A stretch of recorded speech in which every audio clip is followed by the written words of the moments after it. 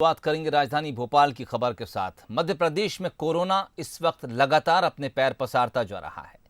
आज प्रदेश भर में 917 नए केस सामने आए हैं। इसके चलते कल से भोपाल में एंटीजन टेस्ट शुरू किए जाएंगे। इसकी जानकारी गृह मंत्री नरोत्तम मिश्रा ने एक प्रेस कॉन्फ्रेंस के जरिए दी है। उन्होंने कहा है कि भोपाल में कोरोना टेस्टिंग की क्षमता बढ़ गई है। अब कोविड केयर सेंटर की संख्या भी 1050 हो गई है। साथ ही कोरोना का इलाज करा रहे निशुल्क अस्पताल के साथ साथ अब आप पेड अस्पताल भी शुरू कर दिए गए हैं। राजधानी के बंसल अस्पताल और आरकेडीएफ में भी कोरोना का इलाज मिल सकेगा। आज 917 नए केस प्रदेश के अंदर मिले हैं और 691 लोग डिस्चार्ज हुए। रिकवरी रेट हमारी बढ़कर अब 70% तक आ गई है। भोपाल के अंदर अब कल से एंटीजन टेस्ट भी प्रारंभ हो रहे हैं, जैसा दिल्ली, उत्तर प्रदेश वगैरह में प्रारंभ हुए हैं। अब भोपाल में निशुल्क सेवा के साथ में पेड हॉस्पिटल भी कर दिए हैं कि अगर कोई व्यक्ति अपनी सुविधा से जाना चाहे तो पेड हॉस्पिटल में भी जा सकता है। अभी 275 इस तरह के बेड भी उपलब्ध हो गए हैं। पेड क्वारंटाइन की जो पहले नहीं थी, अब वो संख्या भी 928 पेड क्वारंटाइन की व्यवस्था भोपाल के अंदर की गई है। वर्तमान में 63 लोग उसके अंदर रह रहे हैं।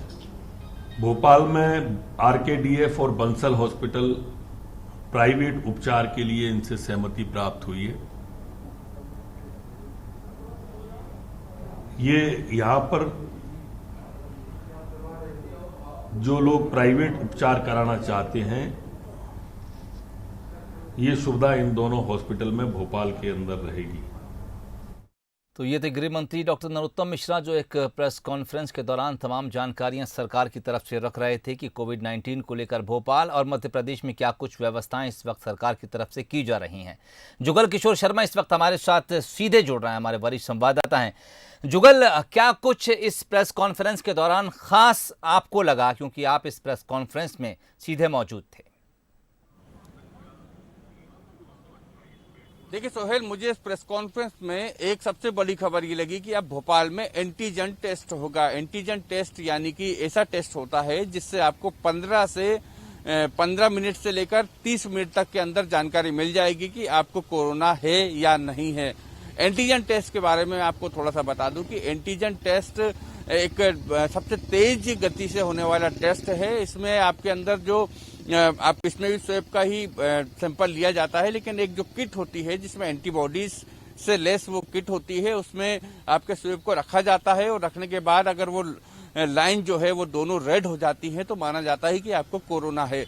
इस टेस्ट का सबसे बड़ा फायदा ये होगा कि जिन लोगों को ये आशंका होती है कि उनको कोरोना हो सकता है, यानी वो किसी के संपर्क में आए हैं या उनको इस तरह का कोई आशंका है कि उनको कोरोना है। देखिए, इसमें एक मैं बात साफ कर दूं सोहेल कि जिन लोगों को जिनको सिम्टम्स हैं, जिनको लक्षण हैं, उनके लिए टेस्ट नहीं है। जिनको मन में आशंका है कि वो किसी ऐसे कोरोना संक्रमित व्यक्ति के संपर्क में आए हैं लेकिन उनके अंदर कोई सिम्टम्स नहीं है, अगर वो चाहते हैं कि वो भी पता लगा ले कि उनके अंदर कोई भ्रम या आशंका ना हो कि उन्हें कोरोना है या नहीं है, इसलिए वो एंटीजन टेस्ट होता है कि वो तत्काल टेस्ट करा सकता है। आधे घंटे के अंदर उसको रिपोर्ट मिल जाएगी और रिपोर्ट मिलने से साफ हो जाएगा कि उसके अंदर कोरोना के कोई भी लक्षण नहीं है।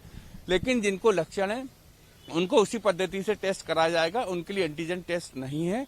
तो ये एक लोगों के अंदर जो भ्रम और आशंका है कि उन्हें कोरोना हो चुका होगा या उनके अंदर कोरोना हो सकता है कि क्योंकि वो संक्रमित व्यक्ति के संपर्क में आ चुके हैं, तो उनके लिए एंटीजन टेस्ट कल से भोपाल में शुरू होगा।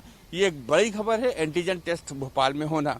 दूसरी, अब पेड सुविधा भी उपलब्ध करा दी गई है कि जिनको कोरोना पेशेंट हैं और वो चाहते हैं कि उनका बेहतर इलाज हो सके, इसके लिए बंसल हॉस्पिटल का सरकार से टाई अप हुआ है। बंसल हॉस्पिटल में भी अब लोग अपना कोरोना का इलाज करवा सकते हैं। इसके अलावा ये भी साफ कर दिया गया है कि तीसरी सबसे बड़ी खबर जो इस पूरी प्रेस कॉन्फ्रेंस के दौरान लगी है कि लॉकडाउन नहीं बढ़ेगा। ये बहुत स्पष्ट कर दिया है। मुख्यमंत्री ने भी आज कोरोना की समीक्षा बैठक में साफ कर दिया है कि लॉकडाउन कोई हल नहीं है। लॉकडाउन के अलावा क्या बेहतर विकल्प हो सकते हैं, उन विकल्पों पर चर्चा की जाएगी। तो इससे साफ संकेत मिलता है कि भोपाल में लॉकडाउन आगे नहीं बढ़ेगा।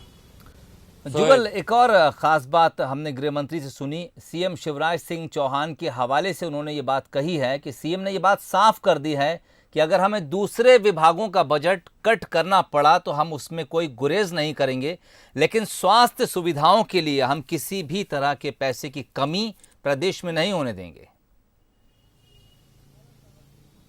जी हाँ, देखिए, जिस तरीके से कोरोना बढ़ रहा है और जिस तरीके से कोरोना अपने पैर पसार रहा है पूरे मध्य प्रदेश में, तो सुनिश्चित है कि स्वास्थ्य सेवाओं की बेहद जरूरत होगी।